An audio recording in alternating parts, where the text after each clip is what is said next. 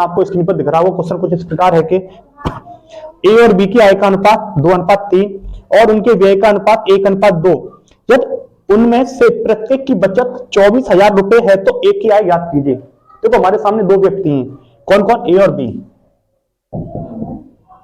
इनकी हमें आय का अनुपात कितना दे रखा है, हमें आय का अनुपात दे रखा है इनका 2:3, यानी कि ए अगर 2 रुपए कमाता तो बी की आय का अनुपात कितना है, 3 यूनिट है।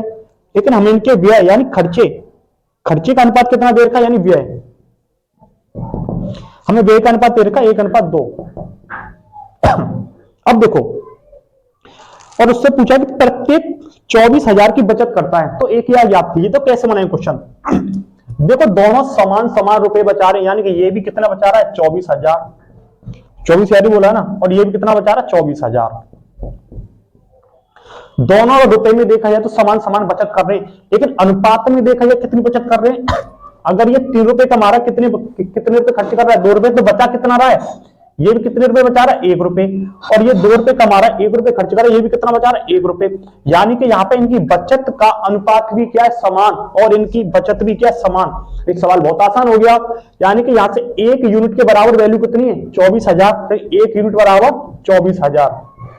एक से डिवाइड करें 24,000 बार कटेगा, इतनी बार कटेगा।